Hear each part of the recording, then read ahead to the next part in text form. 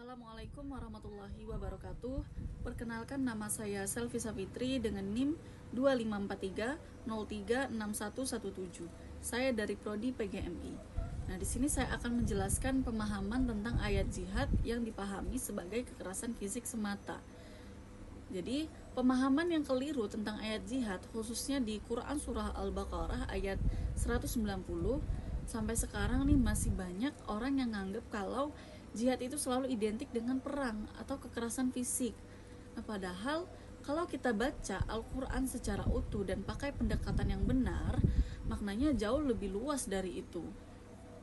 Nah, jadi kalau kita lihat dari latar belakang turunnya ayat atau asbabun nuzul, ayat ini turun saat Nabi Muhammad SAW sudah berada di Madinah, sudah ada di Madinah.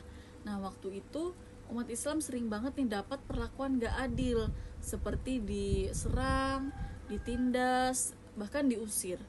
Nah, jadi perintah berperang dalam ayat ini bukan berarti Islam nyuruh umatnya buat nyerang siapapun, bukan seperti itu, tapi lebih ke izin buat membela diri karena terus diserang. Nah, siapa sih yang nggak mau membela diri karena terus diserang, ya kan? Nah, jadi umat Islam itu minta izin buat membela diri karena terus diserang. Tapi masalahnya banyak orang yang baca ayat ini tanpa tahu konteksnya, tanpa tahu maksudnya. Nah, jadi akhirnya ayat ini dipahami seolah-olah Islam itu membenarkan kekerasan dalam segala kondisi, dalam segala situasi. Padahal jelas banget nih, ayat ini muncul karena kondisi tertentu, bukan aturan umum buat semua situasi, seperti itu. Jadi kalau dilihat dari bahasa ayatnya, Allah pakai kata perangilah orang yang memerangi kamu, yang artinya jelas banget artinya, yaitu perang itu dibatasi cuma ke orang yang memang nyerang duluan, bukan ke orang yang nggak tahu apa-apa, yang nggak ngapa-ngapain. Bahkan di ayat yang sama Allah juga bilang jangan melampaui batas. Ini nunjukin kalau dalam kondisi perang pun Islam masih tetap ngasih aturan dan etika, tetap tahu batasan. Nggak boleh brutal, nggak boleh sembarangan, dan nggak boleh nyasar ke orang yang nggak terlibat, nggak boleh nyasar ke orang yang nggak tepat sasaran, seperti itu. Jadi kalau ayat ini dikaitkan dengan ayat-ayat di sekitarnya, makin kelihatan nih maksudnya ada penekanan buat berhenti berperang kalau musuh juga berhenti. Jadi kita berhenti berperang kalau musuh juga berhenti menyerang kita, dan ada juga penegasan tentang pentingnya menjaga nyawa manusia.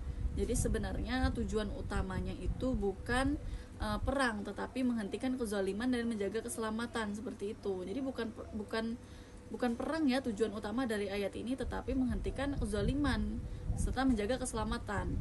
Nah, lewat pendekatan ulumul Quran kita jadi paham kalau jihad itu nggak cuma soal angkat senjata, nggak cuma soal kekerasan, nggak cuma soal peperangan.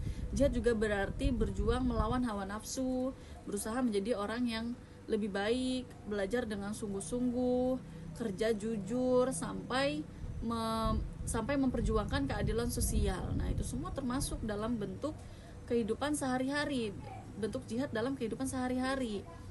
Nah, makanya kalau jihad cuma dipahami sebagai kekerasan fisik, itu jelas pemahaman yang sempit dan keliru, pemahaman yang salah, pemahaman yang tidak tepat. Islam justru ngajarin keseimbangan, keadilan, serta kemanusiaan. Nah, kalau pemahaman ayat ini benar, dampaknya juga besar banget loh bagi kita, bagi kehidupan sosial dan keagamaan. Nah, dalam kehidupan bermasyarakat, umat Islam itu jadi lebih mengutamakan damai dan mengutamakan toleransi, bukan main kekerasan, seperti itu. Nah, sementara dalam beragama, dalam agama, umat Islam jadi lebih moderat, jadi lebih modern, nggak gampang terpengaruh, dan lebih bijak dalam memahami ayat-ayat Al-Quran, seperti itu. Nah, jadi kesimpulan dari pembahasan saya yang sebelumnya, Quran surah Al-Baqarah ayat 190 itu bukan ayat yang membenarkan kekerasan, tetapi ayat yang ngasih batasan jelas soal pembelaan diri.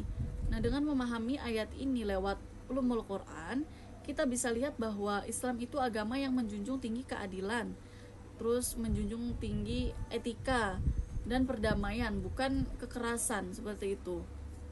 Nah, jadi mungkin itu saja penjelasan dari saya mengenai pemahaman ayat jihad yang dipahami sebagai kekerasan fisik semata. Kurang dan lebihnya saya mohon maaf yang sebesar-besarnya apabila dalam penyampaian materi saya masih banyak kurangnya, masih banyak yang tidak tepat cara penyampaiannya. Saya mohon maaf. Saya ucapkan terima kasih. Wassalamualaikum warahmatullahi wabarakatuh.